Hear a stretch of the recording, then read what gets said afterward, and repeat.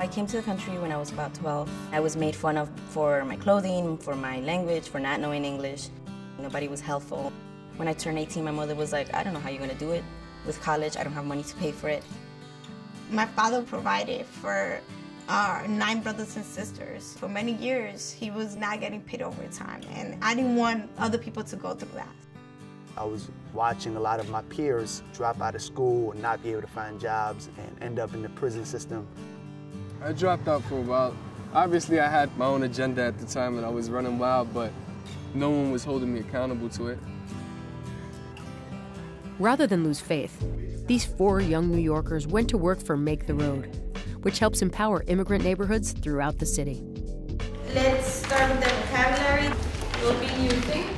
We have over 7,000 community members who participate by working together to make sure that the leaders of our city understand the needs of immigrants. We're working on improving the public schools. Young people are really far too infrequently provided an opportunity to think about what it is they want to achieve for themselves, for their families, for their communities. Yo, I'm gonna open the floor. When I was 14, I put my foot in the door here at this organization. It was the first time that I was ever in a setting with young people where I was talking about something other than like sports. I started helping workers file claims with Small Claims Court, helping them file with the Department of Labor so that they could recover wages.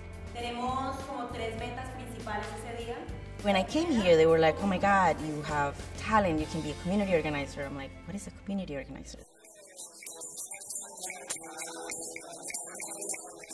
Folks really respect the organization because they know folks from the community are leading the campaigns that we have going on. Make the Road has organized successful campaigns to force unscrupulous landlords and employers to comply with the law. Nowhere has it been more active than in the multi-ethnic Brooklyn neighborhood of Bushwick. I've been living in Bushwick for 20 years now. It's a very vibrant community. A lot of folks come from other countries, Santo Domingo, Puerto Rico, Colombia, Ecuador, to find shelter and to find home and to find community. This park right here has great memories. When I was a child, my father was a neighborhood icy man, so he would come to this park and sell ices. I knew everybody in the parks. This place has beautiful memories and also some sad memories, you know, like lost a friend right here in that basketball court. He got shot in the chest. It's a neighborhood that has gone through a lot of transition. It's one of the poorest neighborhoods of the city, but it's also one of the neighborhoods that's transforming the fastest. Bushwick is a new hotspot, 20 minutes away from Manhattan. You know, if you go to NYU, you should move here.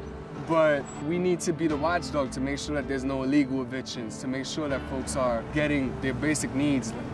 I think that is sad when changes happen in the community and people in the community are not taken into account.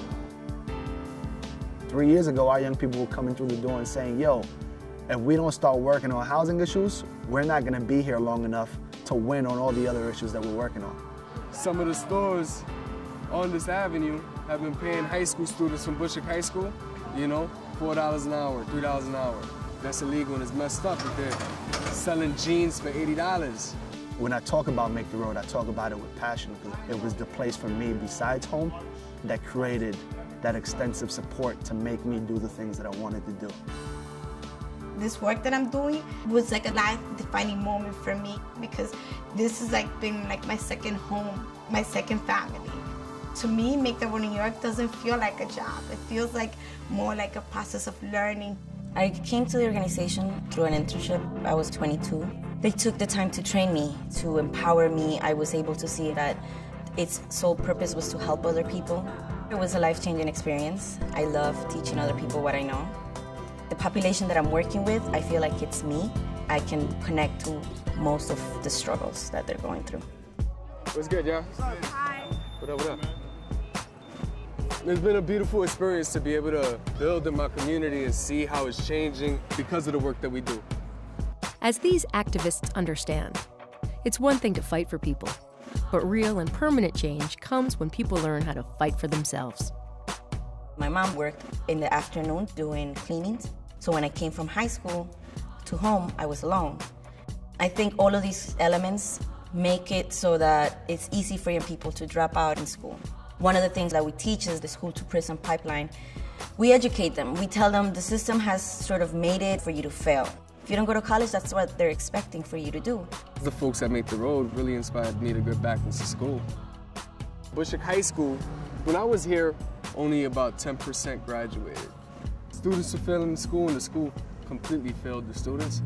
One of the things that we decided to do, start a school right here. It's called the Bushwick School for Social Justice. About 5 years ago, we decided to work with a group of progressive teachers to create a new small school. We have achieved a graduation rate of almost 80%. At home, it was like, you should go to school, and at Make the Road, it was like, you better go to school, you better go to college. To the immigrant community served by Make the Road, significant legislative progress has been made in the areas of health, labor, and housing. But no campaign is more far-reaching than getting the DREAM Act passed. The proposed legislation gives undocumented high school graduates the chance to attend college and the possibility to become permanent legal residents. There are millions of kids who've come here at the age of 2, the age of 3, but who are undocumented because their parents are undocumented. We have seen so many young people who are the valedictorians of their class, who are incredibly bright. When they graduate from high school, they realize they can't get financial aid to go to school. They can't get loans to go to school. It's a real waste of human capital.